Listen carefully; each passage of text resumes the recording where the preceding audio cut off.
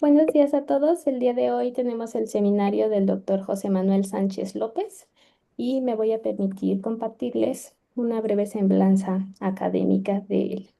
El doctor es biólogo, realizó su maestría en ciencias, graduado con honores y doctorado en ciencias en la UNAM. Es investigador por proyecto en el Centro Médico Nacional Siglo XXI del IMSS, en la Unidad de Investigación Médica en Genética Humana.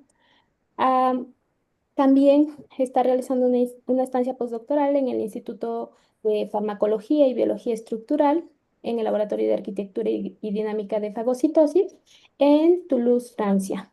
Es miembro del Sistema Nacional de Investigadores. Es profesor invitado en Ciencias Ómicas y Biología Molecular de RNAs no codificantes largos en la UNAM, en la UPAEP y en el Instituto Politécnico Nacional. Ha publicado 15 artículos en revistas indexadas, dos como primer autor. Es tutor de alumnos de licenciatura, posgrado y servicio social. Y las líneas de investigación que actualmente desarrolla son ciencias ómicas en el estudio del cáncer, modelos aplicados a la clínica, RNAs largos no codificantes, biología molecular del cáncer, migración y metástasis. Y el día de hoy nos va a compartir sus avances científicos. Adelante, doctor. Muchas gracias. ¿Qué tal? Muchas gracias a todo el auditorio por estar presente y gracias, Dulce, por esa bonita introducción.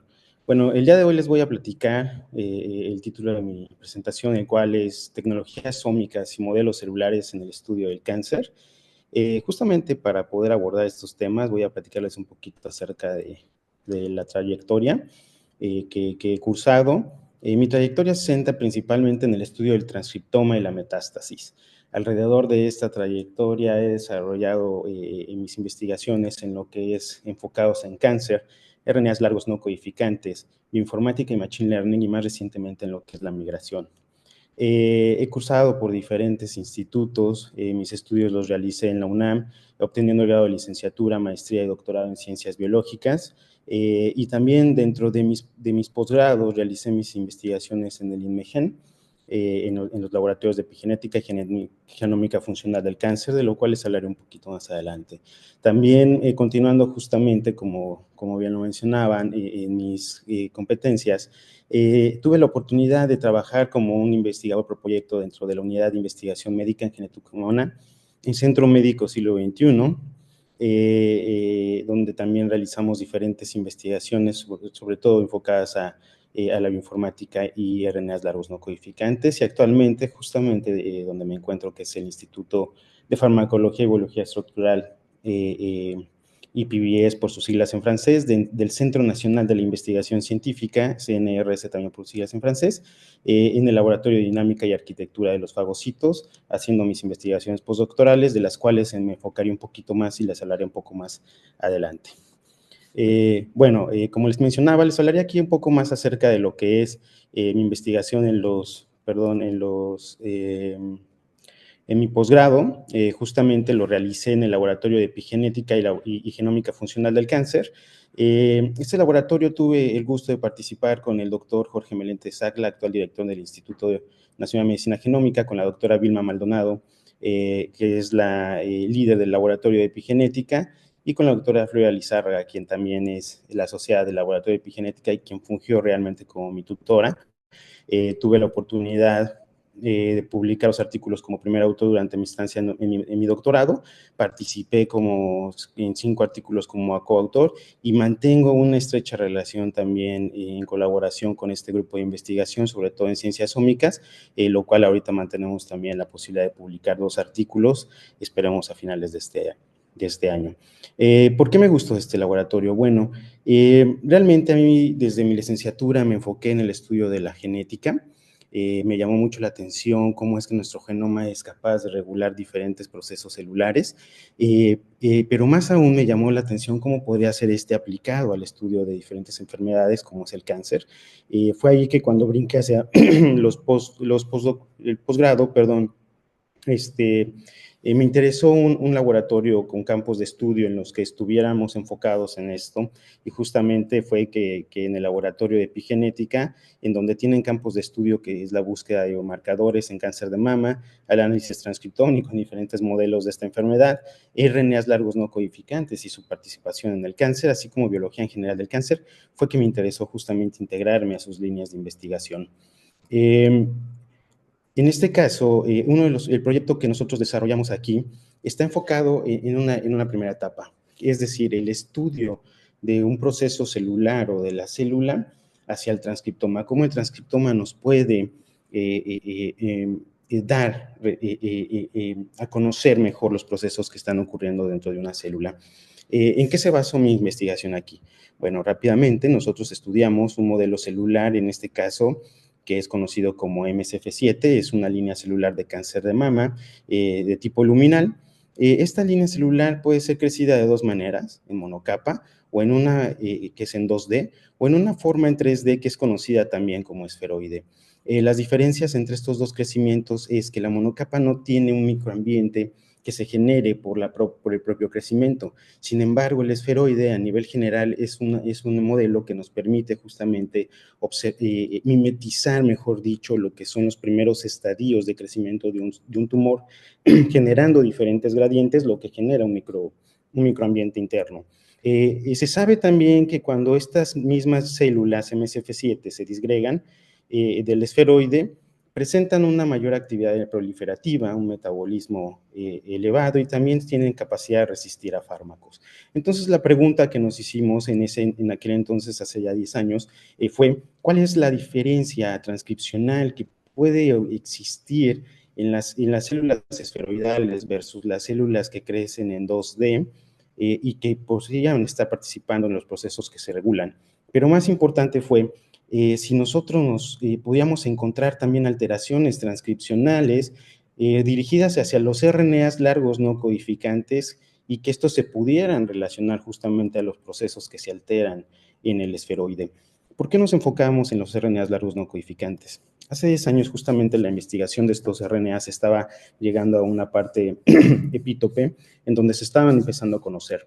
¿Qué son los RNAs largos no codificantes? Primeramente, son moléculas de RNA de mayor de 200 nucleótidos de longitud. Estas carecen de un potencial codificante, como su nombre los dice, aunque actualmente la literatura poco a poco va modificándose, pero no haremos un poquito más de eso. Y algo que tienen como virtud estos RNAs es que tienen una expresión tejido-contexto específica. Es decir, dependiendo el contexto de un organismo, dependiendo el desarrollo de un organismo, dependiendo si está en un estado de enfermedad o no, vamos a tener una oscilación en la expresión de estos RNAs largos no codificantes, los cuales pone en el foco como uno de los principales o podían actuar como principales marcadores dentro de los diferentes tipos de enfermedades o desarrollo o dependiendo del modelo que nosotros queramos estudiar. Pero además la virtud de estos RNAs no codificantes es que tienen la capacidad de unirse a diferentes moléculas, dentro de ellas son por ejemplo, a capturar a otros RNAs como propios largos no codificantes, como RNAs mensajeros, y la más conocida que se pueden unir también a lo que son los microRNAs, actuando como esponja y evitando que justamente lleven a cabo su función. Pero por otro lado, también estos RNAs largos no codificantes se pueden unir a proteínas, sirviendo como guías de las mismas para que éstas puedan interactuar y puedan tener reacciones entre ellas, o para bloquear de otra manera las cascadas de señalización. Asimismo, pueden actuar como señuelo o, como lo mencioné, como guías, señuelos de factores de transcripción, es decir, capturan los factores de transcripción y bloquean que éste llegue a su blanco genético, o por otro lado, al capturar los factores de transcripción, también los pueden dirigir hacia su blanco genético, permitiendo la activación de los genes a los que estos regulan. También, por otro lado, pueden remodelar la cromatina, justamente, al capturar complejos remodeladores de la misma, lo cual puede permitir que se abra o se reprima cierta zona del DNA, y finalmente pueden formar estructuras ribonucleares que pueden participar justamente en el procesamiento de los RNAs.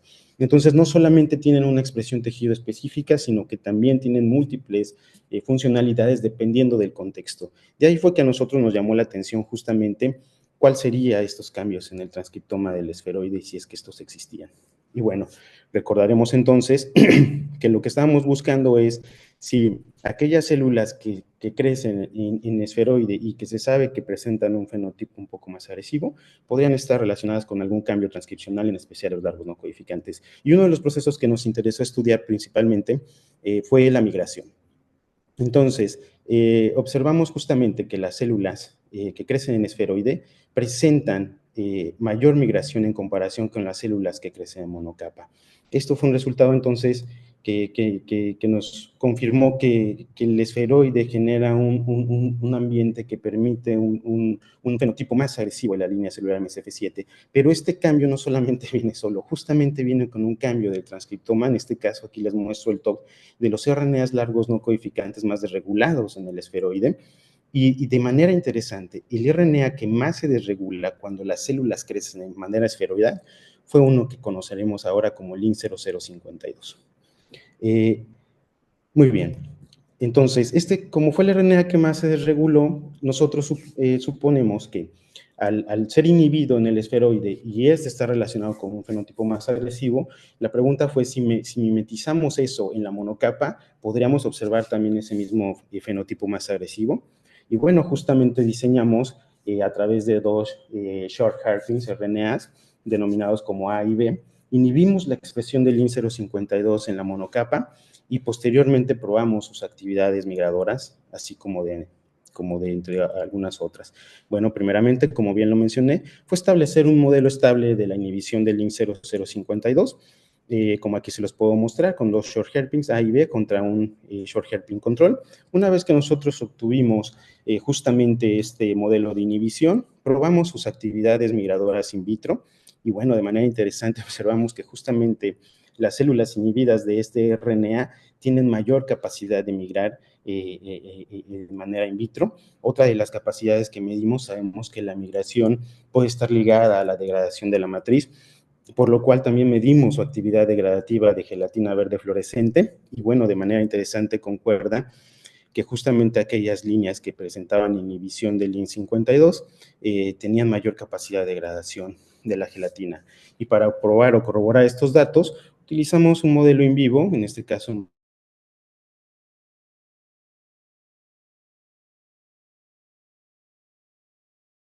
modelo excelente, y pudimos medir su trayectoria de movimiento a través de la parte caudal de embriones de pez cebra y saber si justamente las células que inhibían, que tenían inhibidas al LIN52 podrían migrar más, y efectivamente observamos que también in vivo este proceso se estaba replicando. Lo que tenemos hasta ahorita también es justamente que la inhibición de este RNA participa en el proceso de migración. Otra de las preguntas que nos hicimos es si justamente la inhibición propia del LIN052 estaba ligada a cambios transcripcionales dentro de las células MSF7, y de manera interesante, para globalizar estos resultados, notamos que se desregularon solamente con la inhibición del LIN52 1081 genes, dentro de los cuales 1000 pertenecen a genes codificantes, 60 pertenecían a largos no codificantes y 21 a pequeños RNAs. Y además, todo este transcriptoma que se moduló está participando en procesos interesantes, como es la regulación de la proliferación, el ciclo celular, la metástasis, por supuesto, y también la reparación del DNA, datos que no muestro hasta el momento por fines de la presentación. Entonces, lo que está aquí teníamos es justamente, tenemos que el LIN52 es una molécula que está relacionada a los fenotipos más agresivos de cáncer de mama, al menos en este modelo celular. La siguiente pregunta, y es donde empezamos a entrar a la parte ómica, fue: ¿será que esto podemos observarlo también en los diferentes subtipos de cáncer, pero esta vez también en muestras de pacientes de esta enfermedad? Justamente hicimos entonces uso de lo que fue las bases de datos, una de las bases de datos más conocidas, que es la del TCGA, un repositorio internacional donde podemos encontrar datos de diferentes transcriptomas. Las descargamos, las categorizamos justamente esas muestras de los pacientes en diferentes subtipos de acuerdo a la PAN 50, obteniendo normales, luminales A y B, HER2 positivo y basales, y medimos la expresión del LIN52.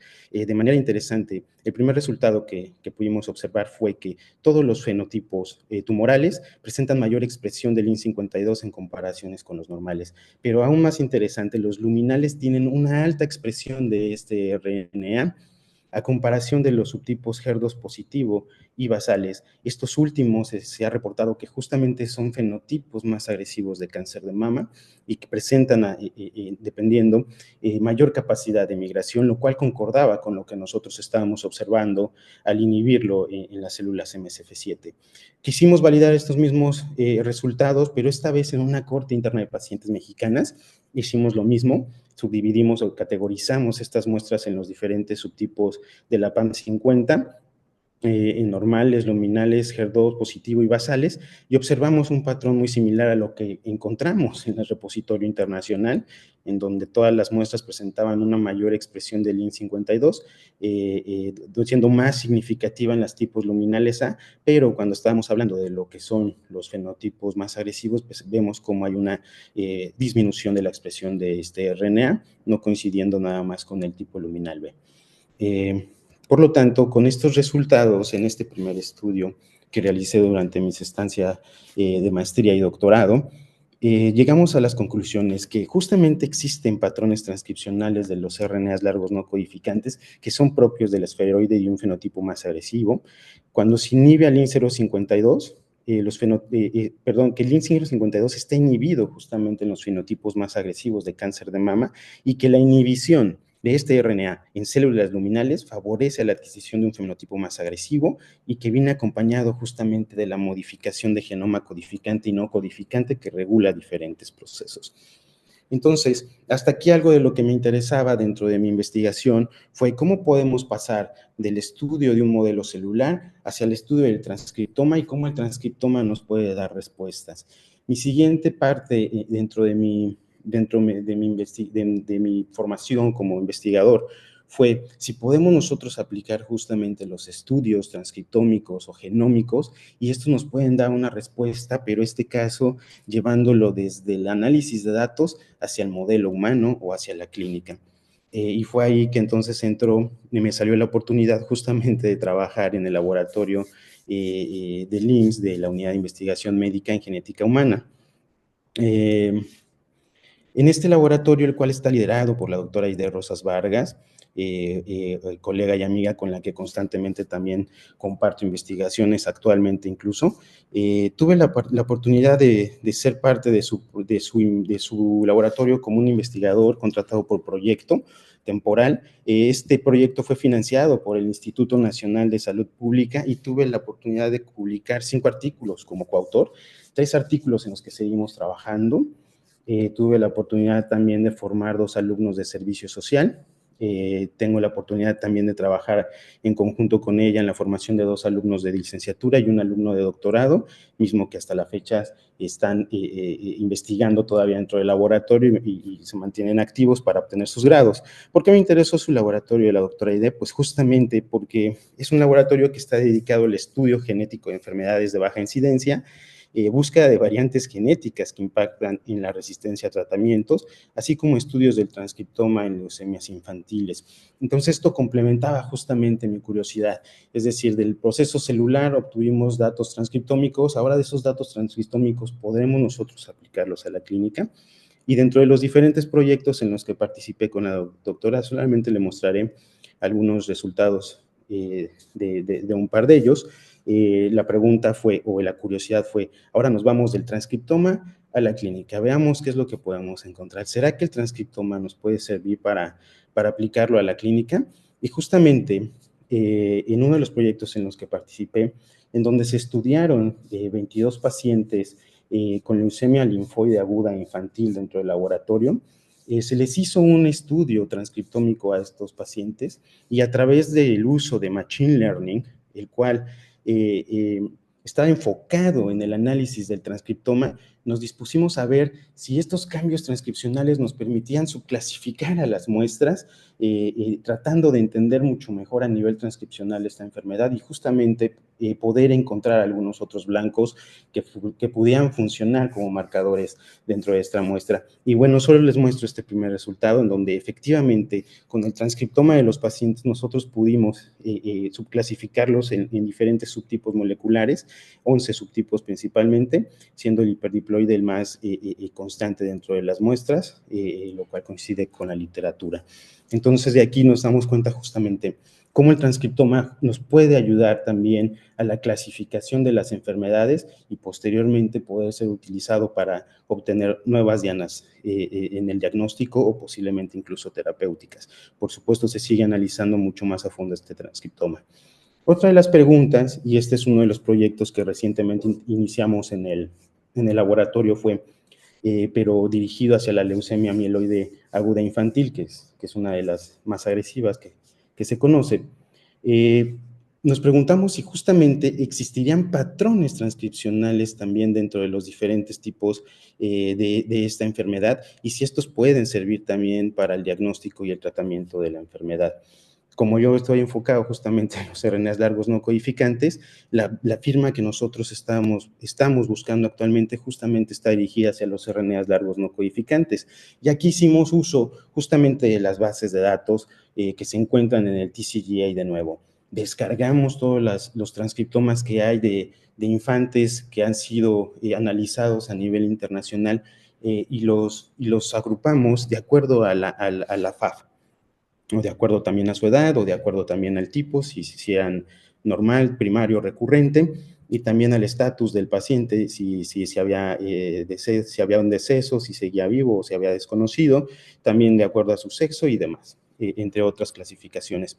Y resulta uno de lo más impactante fue que cuando usábamos, por ejemplo, la edad como agrupamiento de las muestras, no encontrábamos un patrón transcripcional. Cuando ocupábamos el tipo, es decir, si era normal, primaria o recurrente, tampoco encontrábamos un patrón transcripcional usando únicamente el genoma codificante. Y bueno, cuando utilizábamos lo que es la clasificación de la FAP, que se subdividen en muchas otras, encontrábamos que tampoco había un patrón transcripcional.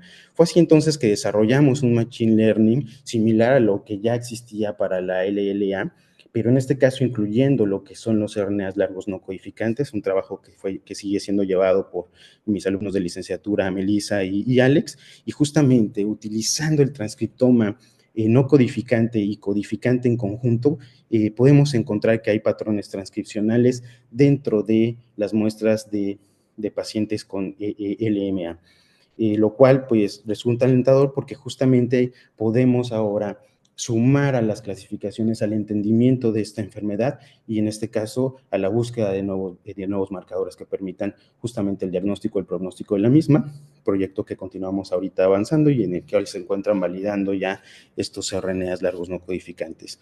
Entonces, resumen, en mi participación y lo que pude actuar dentro del laboratorio de la doctora Aide, dentro de muchas otras actividades que tuvimos, fue que justamente los datos transcripcionales de los pacientes permiten el entendimiento y la clasificación de la enfermedad.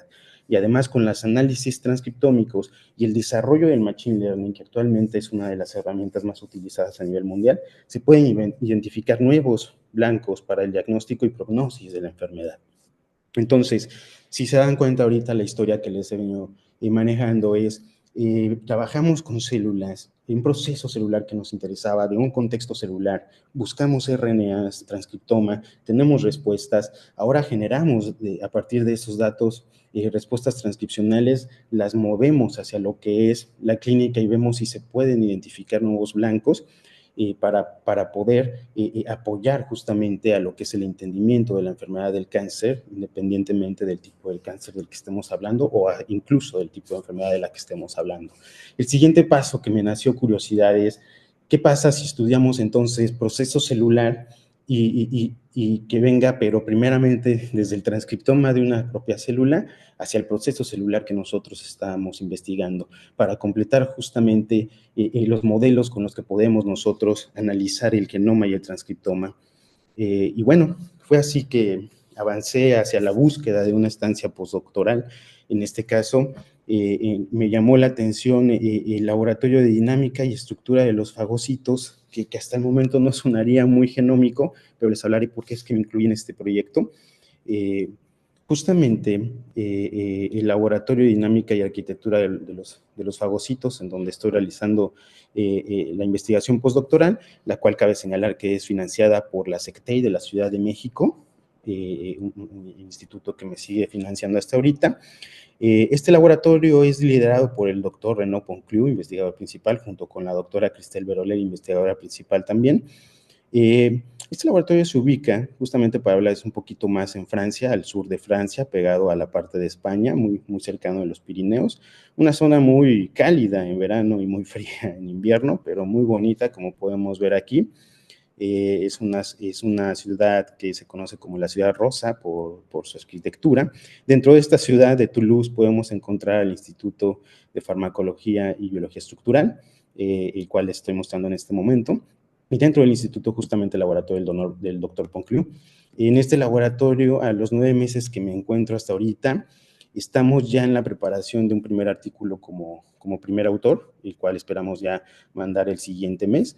Y estoy también escribiendo ya 2 artículos como coautor, los cuales también se enviarán el siguiente mes. ¿Cómo es que llegué a este laboratorio? Bueno, el doctor Concliu en específico se centra en el estudio de la formación de estructuras subcelulares y movimiento celular, como son los podosomas, como son las fuerzas motrices que adquiere la célula cuando esta va migrando, los cambios internos en la estructura del citoesqueleto, qué es lo que va pasando cuando la célula comienza a moverse, cómo se van formando esas estructuras podosomales, la migración mesenquimal, la migración ameboidea. Y más recientemente nació la curiosidad del doctor Poncliu en investigar si habían genes que podrían estar regulando o que estarían también relacionados al proceso de migración o a la formación de estas estructuras subcelulares. Y bueno, en colaboración con la doctora Flora Lizárraga, quien es colega estrecha del doctor Poncliu, dado que comparten investigaciones a través del Instituto Curie, donde realizaron también estancias postdoctorales ambos, fue que propusimos un proyecto, el cual financió, como ya se los mencioné, la Secretaría de Educación, Tecnología e Innovación de la Secretaría de la Ciudad de México, denominado Mecanofago, es decir, mecanotransducción en la migración de macrófagos y la fagocitosis. En este caso, la pregunta a resolver en conjunto con el doctor Poncliu es, ¿qué pasa en este caso de la transcriptómica celular al proceso celular? Es decir, entender la transcriptómica propia de la célula y si esta nos está dando también respuestas al momento de estudiar algún proceso. Y bueno, dentro de las diferentes líneas en las que estudia el doctor Poncliu la migración, en este caso yo vine a participar en una de ellas, que es los macrófagos asociados a los tumores, denominados como TAMS, principalmente el macrófago. Haciendo match nuevamente con lo que es mi investigación y mi expertise en cáncer, cabe señalar que los macrófagos es un modelo de estudio en el que soy neófito al momento, pero que se me hace muy interesante. ¿Por qué razón? Bueno, se sabe que estas TAM forman parte de la masa tumoral en el cáncer, cerca del 50% de la masa tumoral está asociada a ellos, se asocian a una peor prognosis, se sabe que pueden participar en la generación de angiogénesis, también participan justamente en la inmunosupresión tumoral, y por otro lado, y más interesante, que es el proceso en el que más me enfoco, ayudan también a lo que es la metástasis de los tumores, y es justamente el modelo de estudio en el que se encuentra enfocado el laboratorio. Tal cual, el laboratorio presentó uno de los principales artículos en donde se estudió por primera vez la migración de los macrófagos en un contexto no tumoral y tumoral. Justamente de lo que ellos observaron fue que la migración ameboide es la más representativa de un contexto tumoral, es decir, la célula no degrada justamente, no tiene la necesidad de degradar una matriz, sino que hacer cambios morfológicos internos para ir atravesando dentro de ella. Sin embargo, cuando se encuentra dentro del contexto tumoral, el macrófago tiene la habilidad de moverse de manera mesenquimal, es decir, degradar la matriz, hacer poros para irse moviendo a través de ella, y estos procesos es requerido justamente de la liberación de ciertas proteasas para que se vaya degradando. La investigación entonces con la que venimos a participar fue justamente qué cambios propios del macrófago existen durante el proceso de transvasación al tumor. Es decir, estos cambios que están relacionados a lo que es la migración mesenquimal, pero que son propios de cada macrófago. ¿Cuáles son esos genes que podrían estar explicando que hay una población que se pueda intravasar y otra población que no se pueda intravasar? Para ello, utilizamos un modelo de células que se me hace realmente muy interesante, denominado el modelo de células progenitoras HOXB8 CRISPR-Cas9. Nosotros conocemos que el modelo de CRISPR-Cas9 actualmente es uno de los más utilizados para la edición genética y el estudio del genoma. Y justamente este modelo es un modelo de células progenitoras que se pueden mantener con estrógeno, y de acuerdo a las citoquinas con las que nosotros lo queramos mantener, las podemos diferenciar justamente en diferentes linajes celulares, como son eosinófilos, neutrófilos, osteoclastos, macrófagos o células dendríticas. Y en este caso, el laboratorio en el que nosotros nos encontramos se enfoca justamente en estas dos líneas celulares, en lo que es el linaje celular, perdón, el macrófago y el osteoclasto. En especial yo me enfoco a lo que es el macrófago. Este proyecto entonces lo dividimos en diferentes etapas. La primera es generar justamente el modelo de células HOXB8, en donde inmortalizamos a células progenitoras provenientes de ratones que contenían de manera nativa la expresión de Cas9 para poder aprovechar este sistema de edición genética. Estas células se inmortalizan justamente con vectores virales que van a permitir la expresión del receptor de estrógeno y también la activación de los genes HOXB, en este caso HOXB8. Una vez teniendo este linaje celular, nosotros terminamos justamente con la primera etapa, que fue la construcción del modelo celular.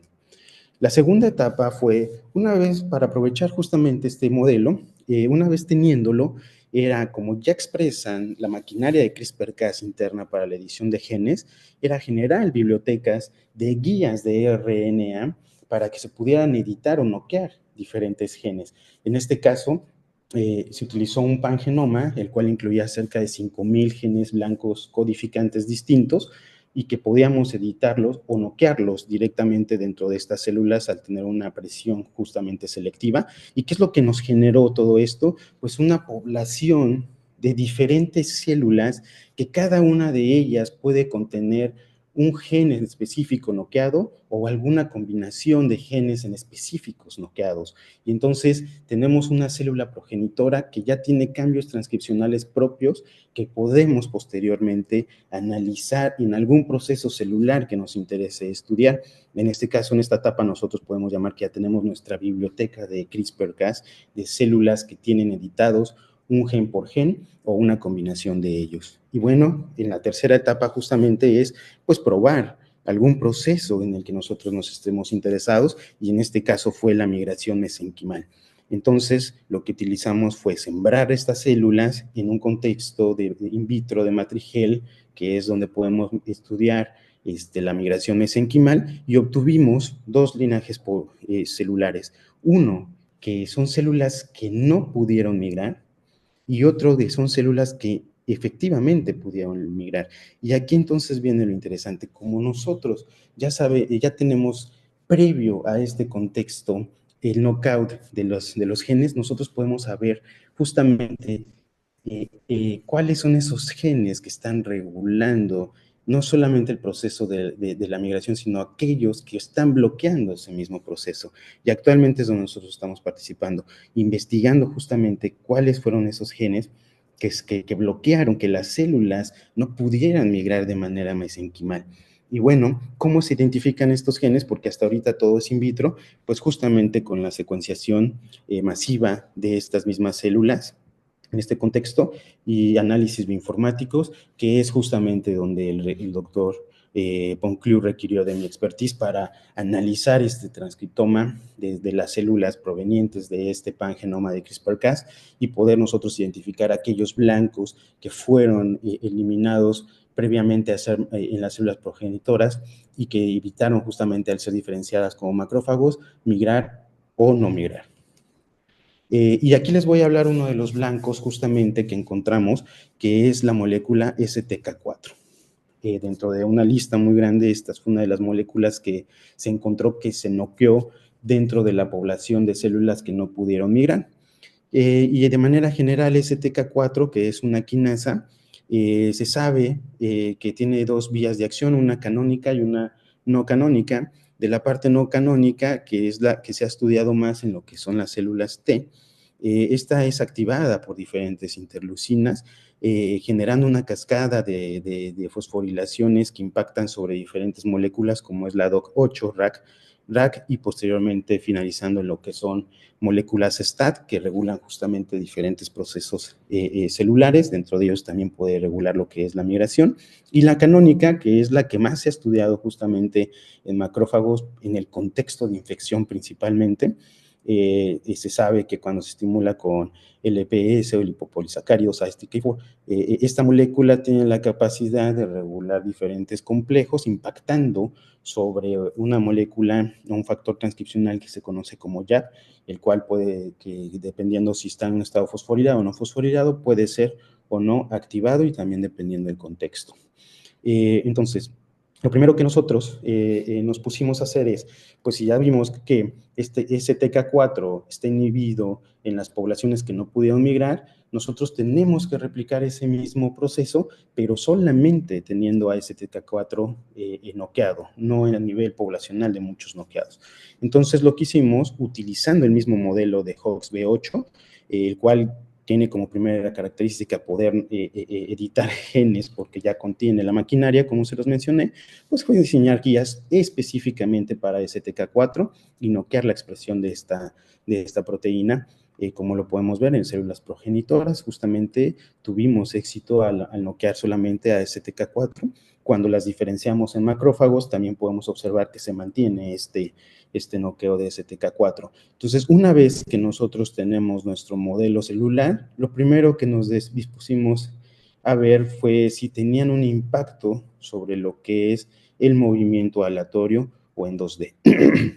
Y justamente aquí les voy a mostrar parte de los avances, unos videos que grabamos del movimiento aleatorio de estas moléculas frente a, perdón, de estas células frente a células control.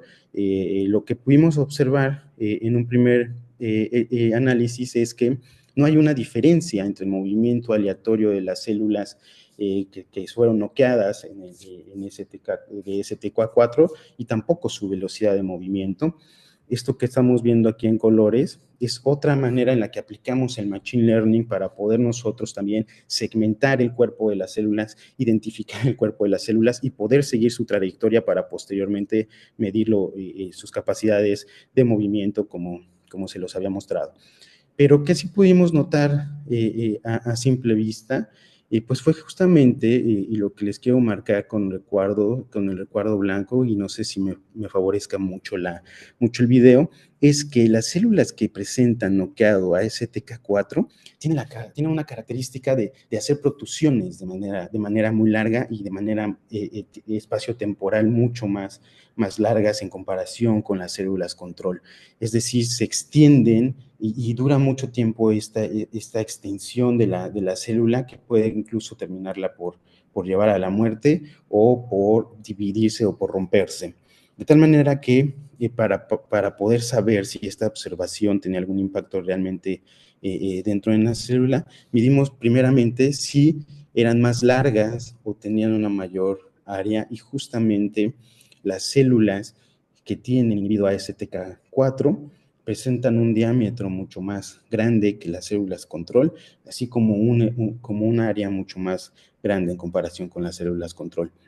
Decidimos observar por microscopía de fuerza electrónica si esta morfología era evidente, y efectivamente, como se los puedo mostrar aquí en los resultados, observamos que los macrófagos, las células diferenciadas en macrófagos que tienen inhibido a esta molécula STK4 presentan un fenotipo muy diferente a los macrófagos control, en donde las células se ven mucho más extensas, más aplanadas, un poco más largas, y justamente podemos observar cómo hay una formación de protrusiones mucho más evidentes cuando noqueamos a STK4.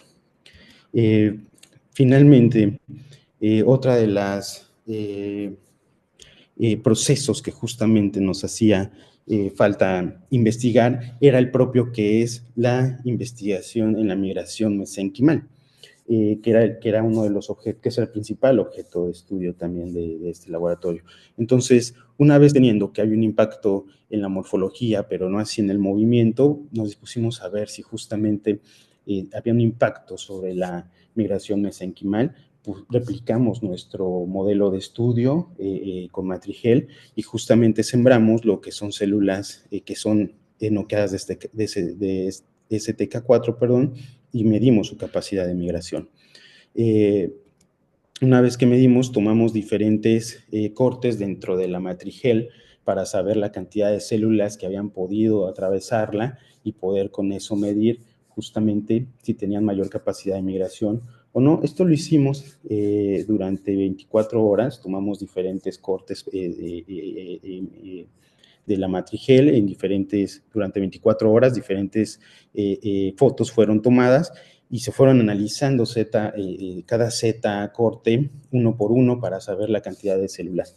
¿Por qué les platico esto? Porque justamente hubo la necesidad, como teníamos cientos o miles de fotos para analizar, justamente lo que hicimos fue el desarrollo de un modelo también de Machine Learning, en este caso dirigido a lo que fue el análisis de imágenes para poder detectar la cantidad de células que estaban apareciendo en cada uno de los zetas cortes que hicimos y que representaban la profundidad de las células que habían llegado o que habían atravesado la matriz. Posteriormente, también con esos modelos pudimos graficar en 3D y representar justamente la distribución de las células dentro de nuestra Matrigel. Aquí les muestro justamente en la parte superior vamos a encontrar en color azul las células que tuvieron menor capacidad de integrarse en la Matrigel, y conforme van avanzando van cambiando los colores hacia rojo. Y justamente en las células control, nosotros podemos observar cómo hay una mayor distribución de la población celular a lo largo de la profundidad de lo que representa nuestra Matrigel, lo cual nos habla de que hay mayor cantidad de células que pudieron migrar o que pudieron atravesar esta misma, y no así cuando tenemos un knockout de lo que es STK4, en donde nosotros podemos observar que la gran mayoría de la población celular en color azul se mantuvo detenida en los primeros micrómetros de la Matrigel. Esto lo podemos observar también por fotografías, justamente a los 150 micrómetros de profundidad de la misma.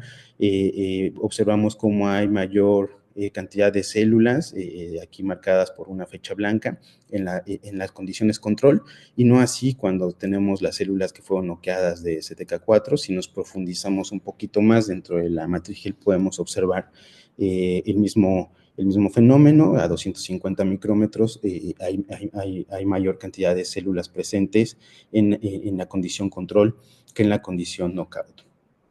Como el movimiento de mesenquimal, como bien se los mencioné, y parte de la especialidad de lo que es el laboratorio está justamente regulado por la formación de estructuras podosomales, la otra cara que nosotros decidimos investigar pues fue justamente la formación de las mismas. Marcamos estas estructuras con dos principales moléculas, que es actina y vinculina, en diferentes colores, para poder encontrar estos core o estos centros de los podosomas y finalmente cuantificarlos. aquí mismo, como los podosomas son estructuras muy pequeñas y se pueden confundir también a veces entre puntos que machean y no machean, hubo también necesidad de desarrollar un modelo de Machine Learning para poder entrenar a nuestras computadoras y poderles decir que a través de imágenes identificaran la cantidad y nos cuantificaran estos mismos podosomas.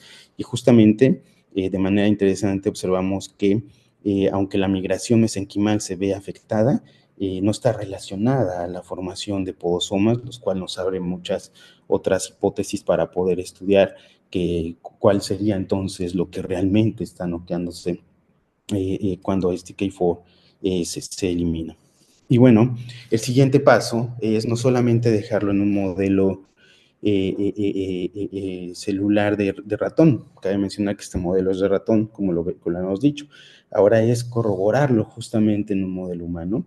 Lo que ahorita nos encontramos en proceso justamente es validación de estos resultados, pero esta vez en macrófagos provenientes de monocitos aislados de donadores sanos humanos, y hasta el momento lo que ya logramos fue inhibir la expresión de STK4 a través de cRNAs o sirnas de interferencia en estos macrófagos. Como bien lo podemos ver en la cuantificación, pudimos noquear a la molécula al menos en un 50%, y al menos en las primeras observaciones estamos notando que también presentan un fenotipo más alargado aquellas células provenientes de humanos cuando se noquea a STK4.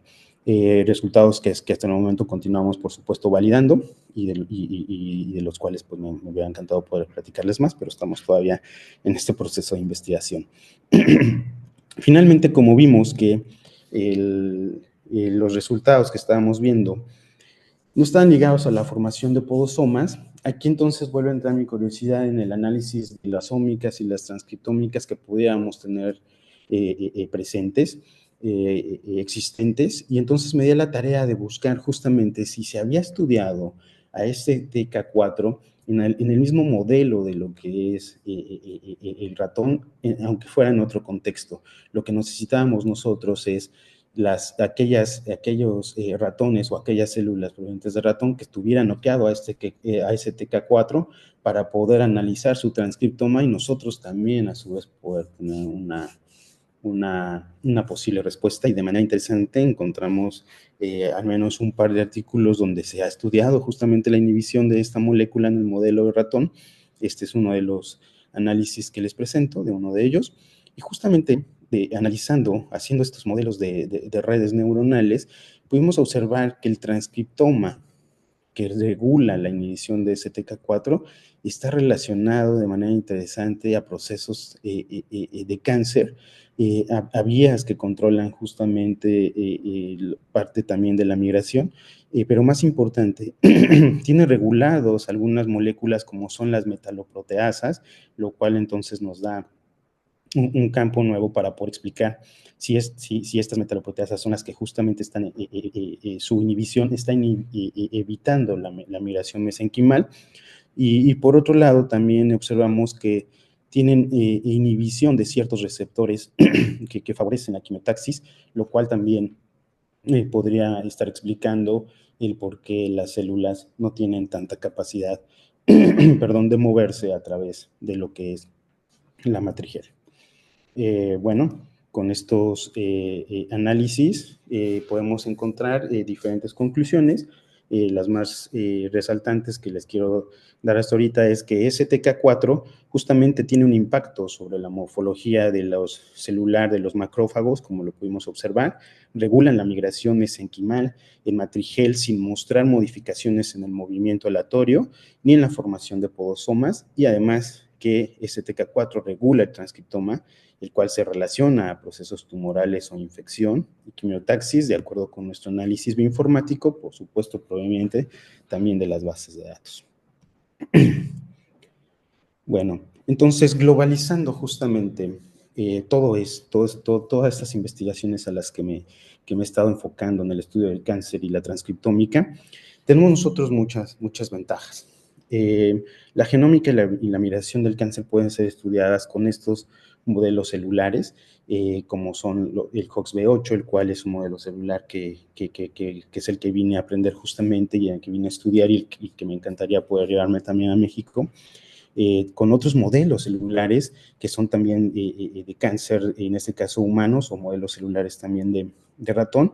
Estos modelos nos sirven también para estudiar la genética, ya sea editando o quitando genes, y también nos permite estudiar diferentes genes, tanto codificantes, y en este caso hace falta también enfocarlo a RNAs largos no codificantes, porque ya vimos también que estos pueden tener una participación no solamente en la regulación de procesos, sino también en la clasificación de ciertas enfermedades. Por otro lado, las tecnologías ómicas, como son bases de datos, las cuales recopilan transcriptoma, genoma, proteoma, datos clínicos y también algoritmos de Machine Learning, nos permiten entender, intercambiar constantemente información entre lo que son modelos celulares y cómo podemos nosotros aterrizar también datos ómicos hacia los modelos celulares y estudiar justamente a diferentes niveles y los cambios transcripcionales o los cambios genéticos que puedan tener cierto proceso, cierta enfermedad, cierto linaje, y además estos los podemos también validar o los podemos también llevar hacia lo que son el estudio de los humanos, en este caso en muestras de tejido. Esto es un círculo que justamente se está alimentando constantemente. Lo que se obtiene de la parte del humano se puede estudiar con modelos celulares, darle sentido con modelos celulares, y todos estos datos que se generen se pueden justamente recopilar en diferentes bases de datos, o si no se tiene un estudio molecular de ese estilo, podemos utilizar estas bases de datos para corroborarlos en datos humanos, o también en modelos humanos, o también analizarlos con modelos celulares. De tal manera que tienen una gran ventaja y una gran rentabilidad.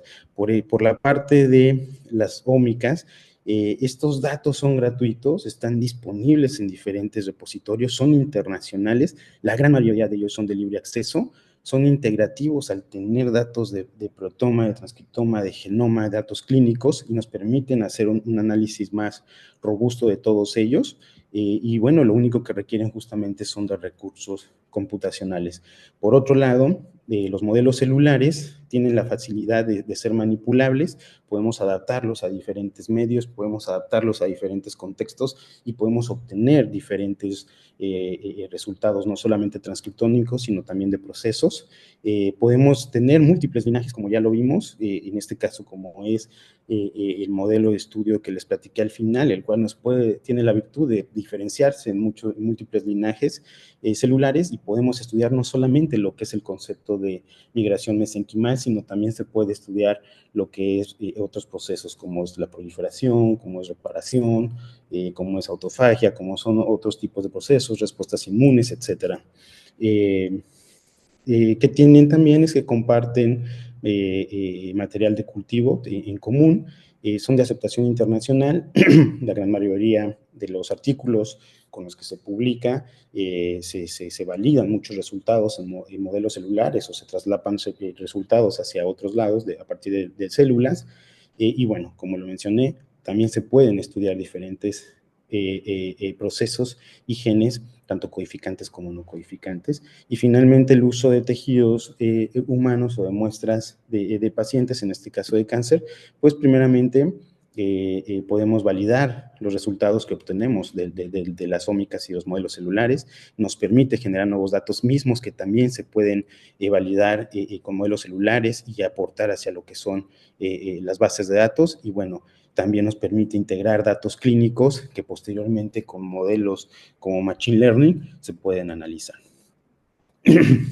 Y finalmente, lo que es para mí la diapositiva más importante de toda mi presentación es justamente agradecer a la red de colaboradores que tengo ahorita en México y Francia, en el IMSS, a la doctora Aide Rosas Vargas, Marce Púlveda y Norman García, con quienes constantemente sigo colaborando y quienes me han apoyado durante mi desarrollo científico.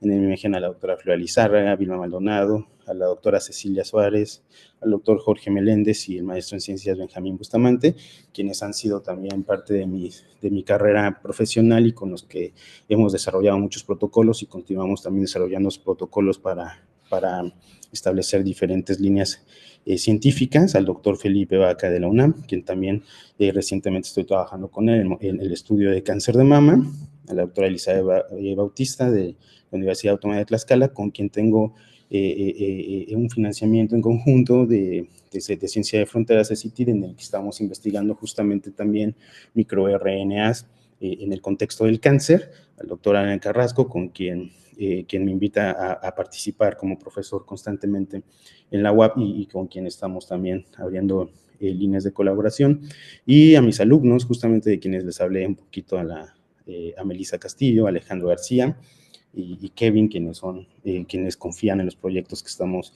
desarrollando en estos institutos. Y bueno, finalmente agradecer a la gente del IPBES, a la doctora Cristel y al doctor Renaud, líderes del laboratorio donde estoy, al doctor Giancarlo Lugo, quien es director de investigación del mismo instituto, y con quien estamos también abriendo ya la colaboración México-Francia para hacerla más estrecha, preparando ya proyectos para pedir financiamiento de COSNOR México-Francia en 2016 y también participar en proyectos de Horizon para obtener financiamientos en el 2026.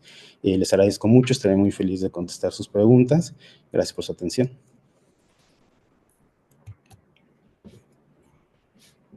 Muchísimas gracias, doctor José Manuel. El seminario ahora está abierto a preguntas. ¿Alguien tiene alguna pregunta para el doctor? Adelante, Paola, por favor. Gracias, Dulce. Gracias, José Manuel. Muy buen día.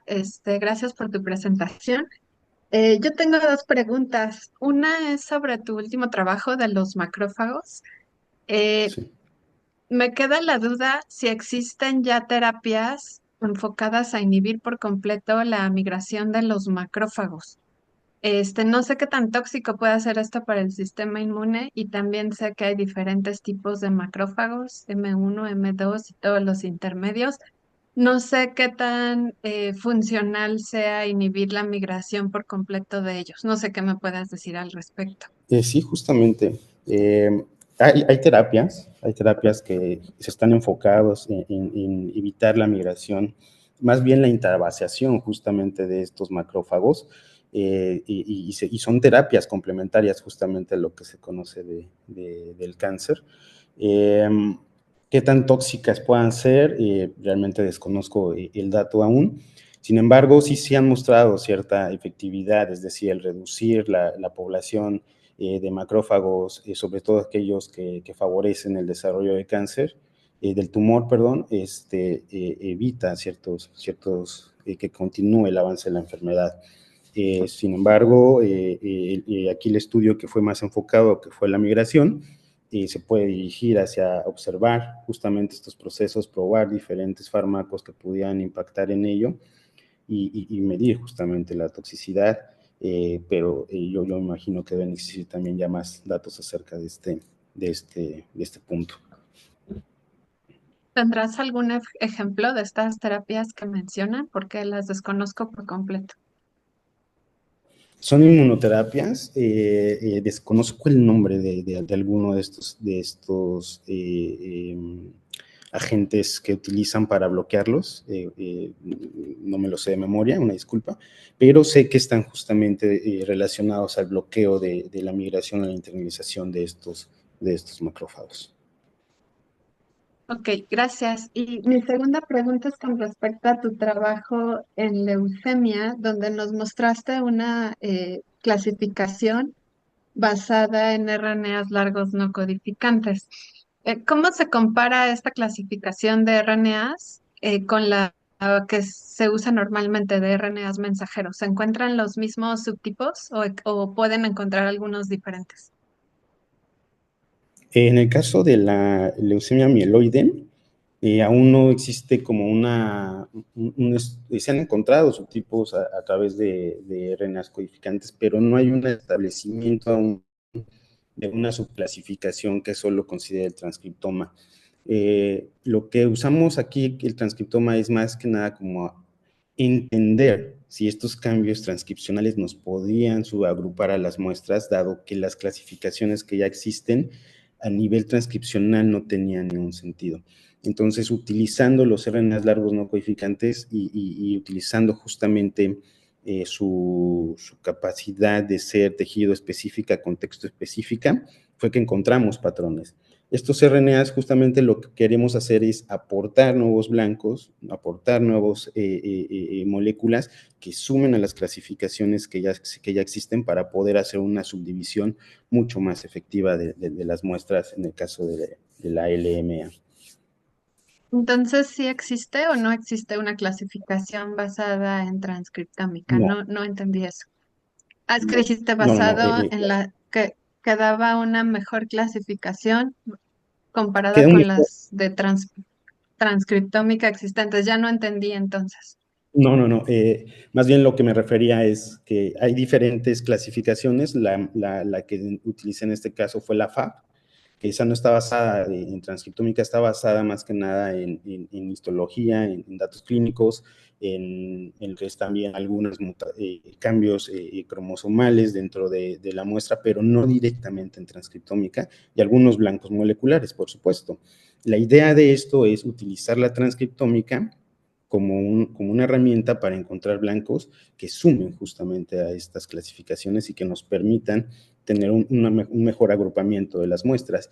Uno de los problemas que encontramos justamente en esto fue que cuando bajamos los transcriptomas y los ordenamos de acuerdo a la clasificación de la FAB o solamente por tumorales, tumoral primario y recurrentes, el transcriptoma no tiene sentido, es decir, están revueltas las muestras, no tiene ningún sentido. Y cuando utilizamos nosotros una clasificación independiente en solamente utilizando la expresión de RNAs no codificantes largos, podemos ver que se empiezan a agrupar, pero de una manera congruente hacia el transcriptoma, pero no hacia las clasificaciones que ya existen. Entonces, la idea es sumar una posible nueva firma de genes que pudieran también ayudar a la clasificación desde la perspectiva transcriptómica. Digo, sin entender, perdón. Entonces, ¿ustedes hicieron la misma clasificación basada en mensajeros y la Utilizando ambos. compararon con la de RNA no codificantes? ¿O- No. Lo que usamos fue el transcriptoma completo, tanto codificante, pero usamos Ok. también el no codificante. Fue una Ah, es mezcla que, porque perdón, pensé que tu diapositiva decía basada en RNAs largos no codificantes, por eso pensé que solo estaban basados en esos RNAs, pero entonces incluyeron todo el transcriptoma. incluimos todo el transcriptoma y en lo que nos basamos fue en identificar RNAs largos no codificantes que estaban dentro de estos clústeres. Tal vez por eso fue que vimos esta parte en la diapositiva. Pero ese transcriptoma contiene tanto codificantes como no codificantes.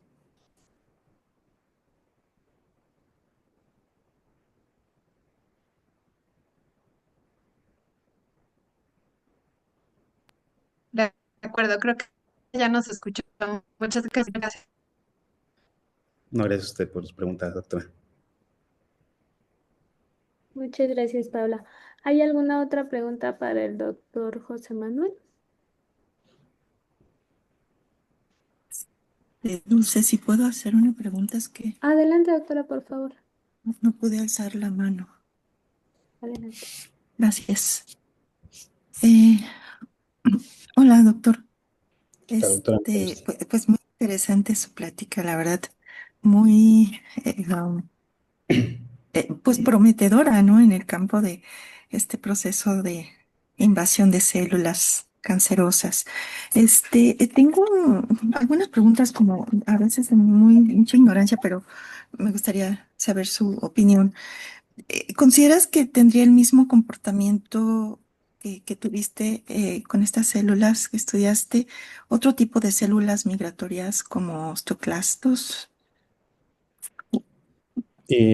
Justamente es una interesante pregunta porque dentro de los estudios de transcriptoma que nosotros también hemos utilizado para complementar la investigación, observamos que uno de los procesos que se puede ver, que se puede ver alterados es la osteogénesis.